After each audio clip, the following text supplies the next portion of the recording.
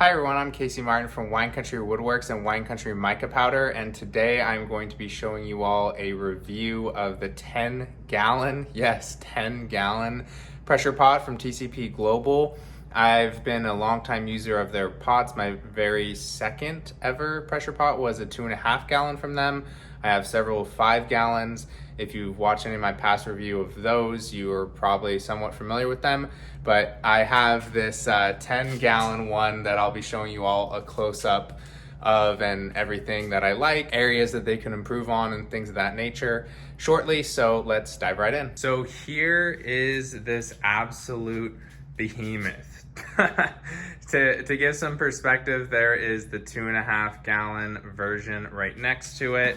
And if I can get in the same shot one of the 5 gallons, I know since I'm a little farther away, the size difference probably doesn't really compare, but it is massive. I don't actually have a good spot in this little interim basement shop right now for it, so it's kind of just been in storage underneath benches and things of that nature, and then I pull it out when I need it. But I'll dive right into one of the very first things I noticed. And granted, this is technically not a resin casting version that they sent me. They tried to make it so. I believe it technically is and technically isn't, right? It technically is in the sense that their normal 10-gallon ones have the manual mixing agitator hole drilled right here, just like that one does. That was the old version before they made a resin casting version. And if you see both of these resin casting version 5 gallons, they do not have those holes. So it's a resin casting version in that regard. However, it's not fully set up out of the box. This is the way that it came. And this is a little loose because I've been moving it around, but as you can see, there's not a air hookup. And even if you were to put an air hookup right on to here, it's still kind of wonky in my opinion, where these aren't really worth anything. You'd just be using this ball valve. You really could get rid of this whole top piece and just put your air nipple right there, right? The other thing that I really don't like that almost all of the pressure pot manufacturers do is they put this type of swivel fitting on. I'm sure there's a type of official name for it. I don't know if it's a friction fitting or what, but I really don't like them. No matter how tight you get these things, in my experience, they always leak. And there's absolutely no reason why you can't just take these out. I do in all of my cases, and just screw this whole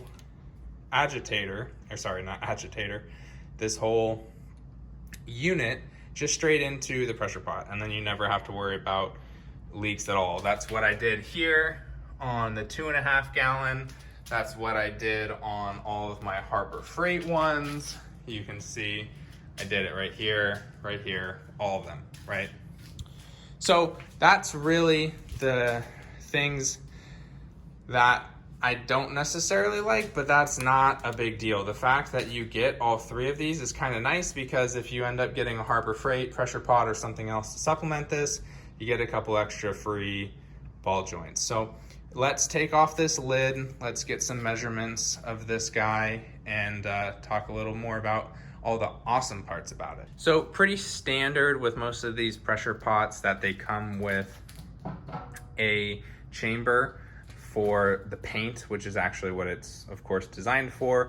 And then if you're getting the TCP or the California Air Tools versions with these feet, it comes with the caster wheels. I of course use these feet to bolt it down to the table, so when you're cramping down on the wing nuts, it's nice and stable. So I'll pull this out, we'll get some official measurements. First measurement we'll get is the depth, which is about 18 inches. It's really probably maybe 18.25 if you were doing something right in the middle, because of course the lid is curved. And then on the width, which is probably the most important to all of us, it's about 14.75, a little less than that. And of course you have to keep in mind the end of your mold material is of course going to shave off some length. So I would feel pretty comfortable, you know, casting something 14 inches long, for instance, in here. But anyway, if I'll flip this over so you guys can probably read it a little better.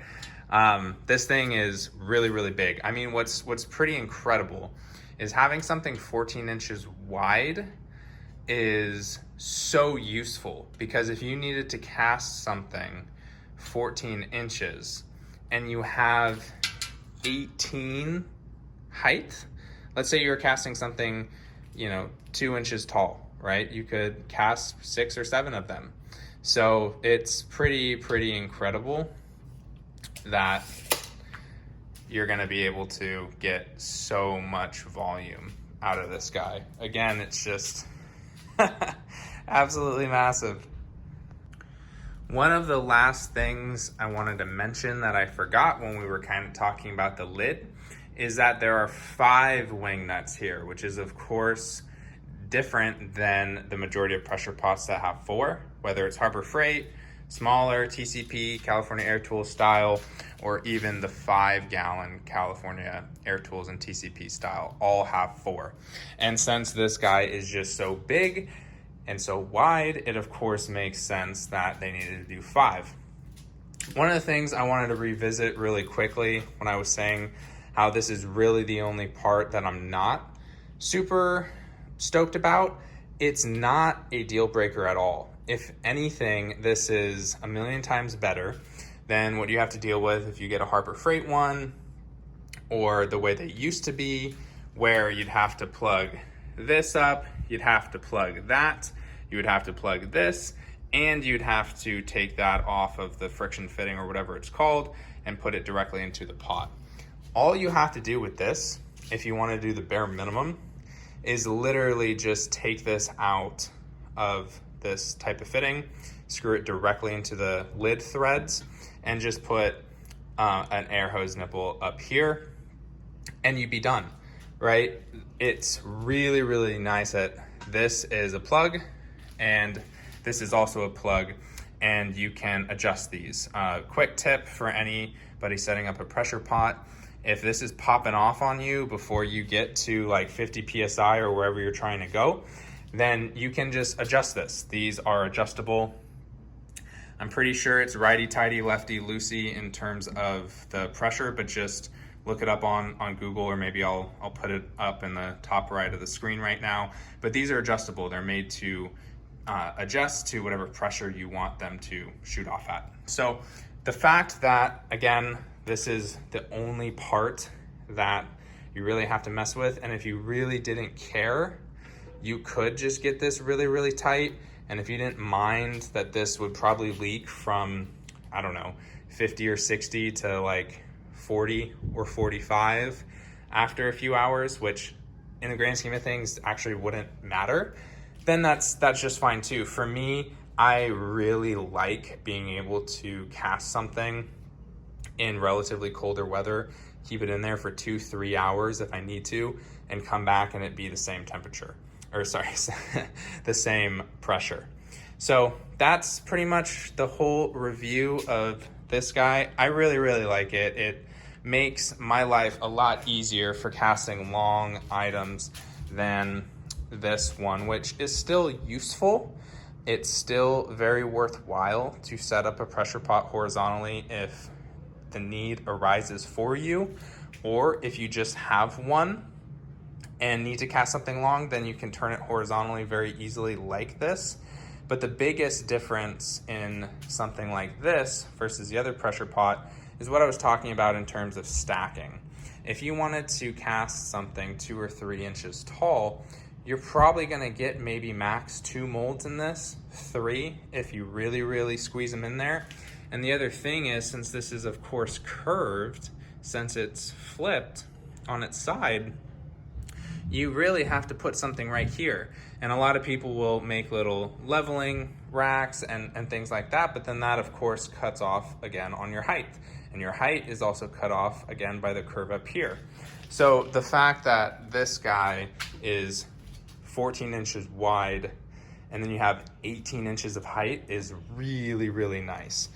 So anyway, that's it. I'll flip the camera around, say a few more things, and we'll wrap it up. Well, everyone, that is about it. I just wanted to mention, I almost always forget in my videos. I know it's in the top of my video description, but you can use my Alumilite affiliate code, which is WineCountry10, to get 10% off all Alumilite products, which is really huge. I mean, especially if you're a large caster like myself, using a lot of their products or even their silicones, whatever, that 10% really, really adds up when you're, racking up those large orders. So wanted to mention that. Also, if you saw any of the other tools I use, like the pressure pots or things like that, and you're curious where I got them from, I have some Amazon links on the tools I use page on my Wine Country Woodworks website, and that's also in the video description as well.